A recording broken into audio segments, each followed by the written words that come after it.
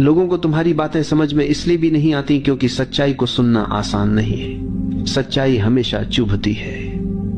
अगर तुम किसी को उसकी गलतियों का आईना दिखाओ तो उसका अहंकार उसे स्वीकार नहीं करेगा। वो कहेगा ये तो बकवास है, असल में उसने तुम्हें नहीं ठुकराया, उसने अपने अहंकार की रक्षा की है। हर व्यक्ति वही सुनना चाहता है जो उसकी सुविधानुसार हो, जो उसके अहंकार को सहलाए।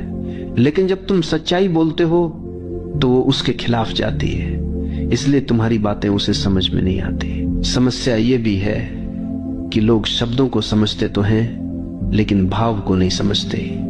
तुमने कभी अनुभव किया होगा कि तुमने सामने वाले को कुछ कहा और उसने उसका बिल्कुल ही उल्टा अर्थ निकाल लिया। तुमने तो प्रेम से कहा था लेकिन उसने उसे ताना समझ लिया। तुमने सचेत होकर कहा था लेकिन उसने उसे आलोचना मान लिया। ऐसा क्यों होता है? क्योंकि लोग शब्द सुनते हैं लेकिन भाव को नहीं पकड़ पाते, और भाव पकड़ने के लिए संवेदनशीलता चाहिए, मौन चाहिए। आज का मनुष्य संवेदनशीलता खो चुका है।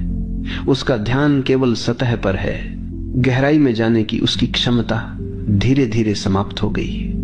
यही कारण है कि हमारी बातें उसके दिल तक नहीं पहुंच पाती।